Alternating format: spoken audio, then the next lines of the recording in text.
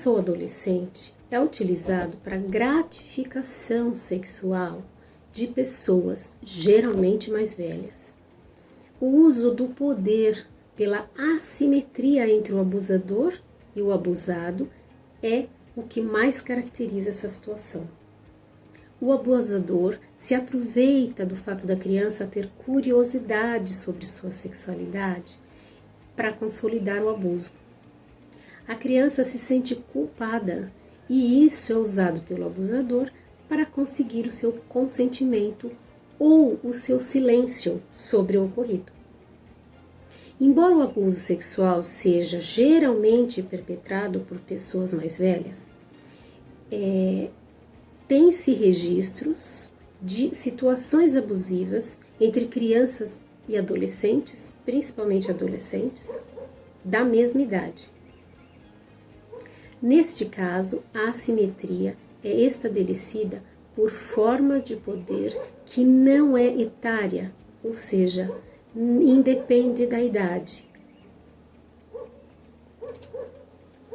O abuso sexual intrafamiliar, que é também chamado de abuso sexual incestuoso, consiste em qualquer relação de caráter sexual entre um adulto e uma criança ou adolescente, ou entre um adolescente e uma criança, quando existe um laço familiar direto, ou seja, consanguíneo, como pais, avós, irmãos, primos, tios, ou laços familiares indiretos, como padrastos, madrastas, irmãos, adotivos, ou amigos muito próximos da família que frequentam ou moram na casa.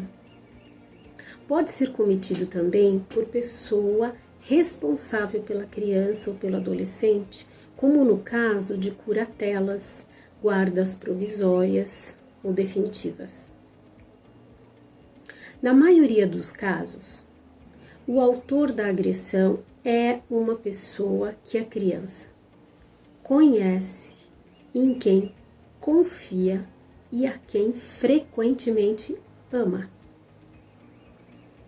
Já o abuso extrafamiliar é aquele que ocorre fora do âmbito da família.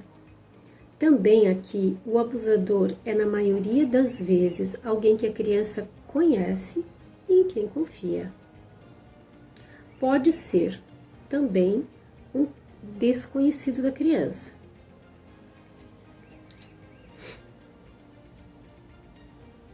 O abuso sem contato físico são práticas que não envolvem contato físico. Exemplos: o assédio sexual caracteriza-se por propostas de relações sexuais.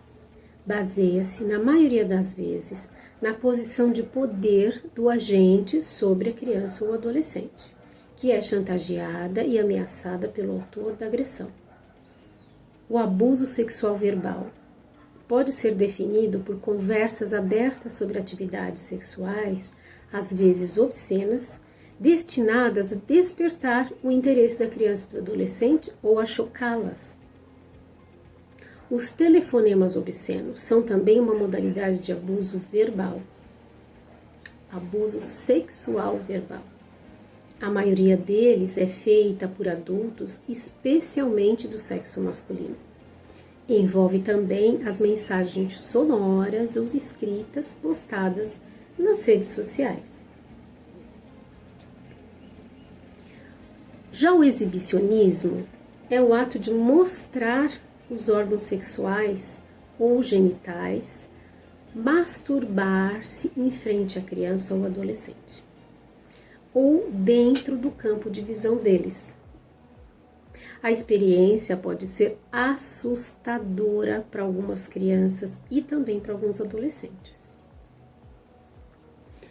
O voyeurismo é o ato de observar fixamente atos ou órgãos sexuais de outras pessoas, quando elas não desejam ser vistas.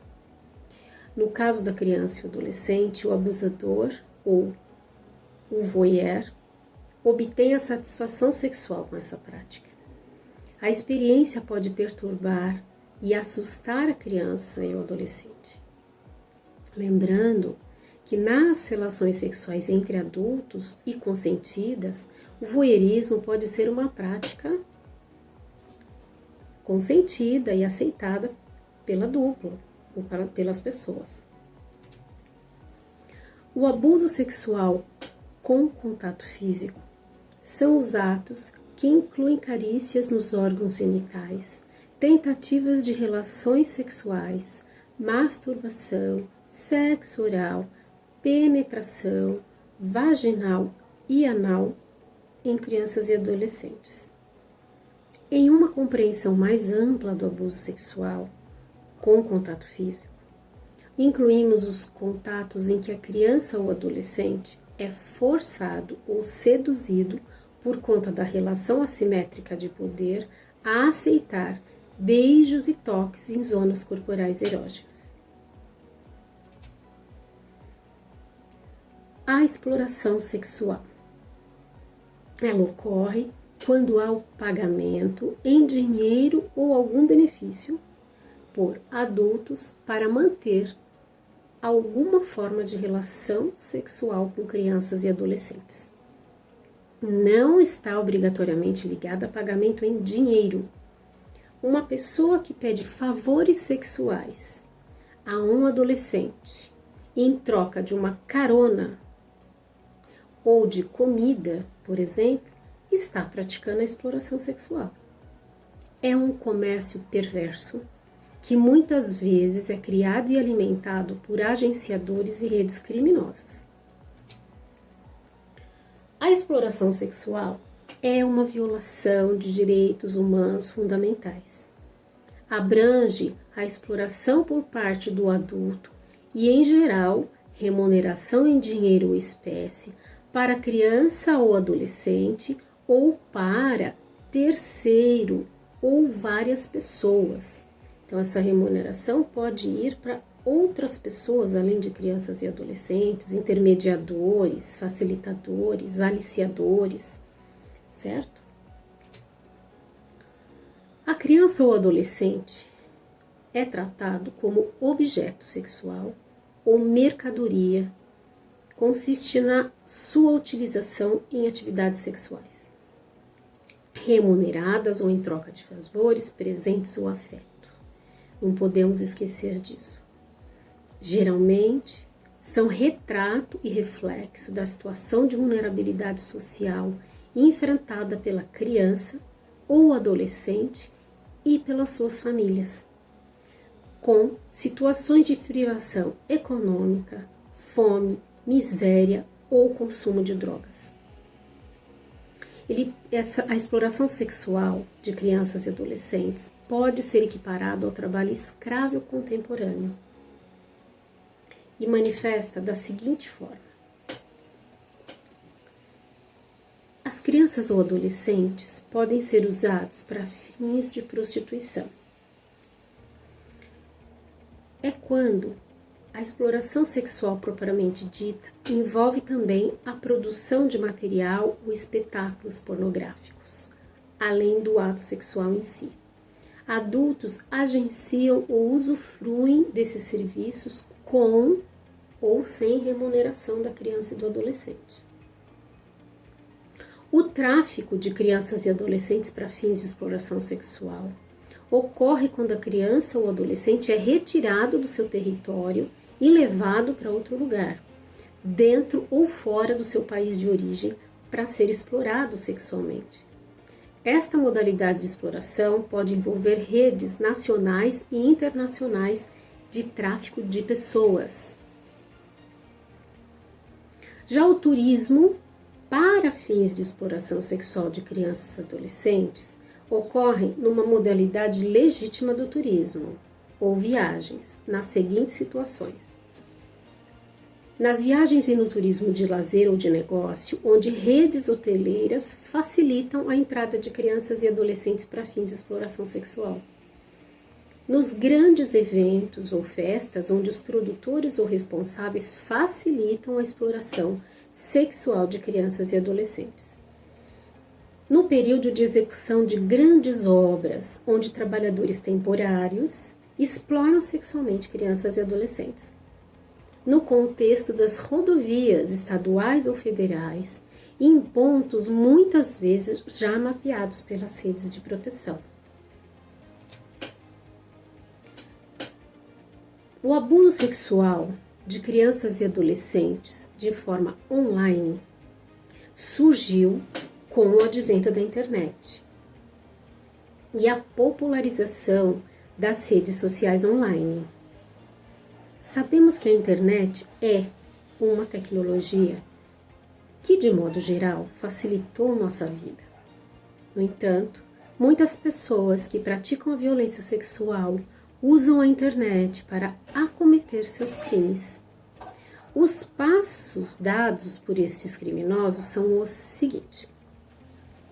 A primeira fase é a sedução ou grooming da criança ou do adolescente, que é um processo de preparação onde o abusador ganha a confiança da criança ou do adolescente a fim de tirar proveitos para fins sexuais. Ela descobre suas vulnerabilidades e se faz de amigo ou alguém muito especial que pode ajudá-la em suas dificuldades. Num segundo momento, é chamado de sexting, que consiste em pedir a ela ou a ele fotos íntimas, que posteriormente serão usadas para chantagear e ameaçar a vítima, pedindo-lhe mais fotos, vídeos, dinheiro ou outra coisa. O terceiro passo é convencer a criança ou adolescente a encontrar-se com ele pessoalmente. Nesses encontros, geralmente acontece o abuso sexual com contato físico.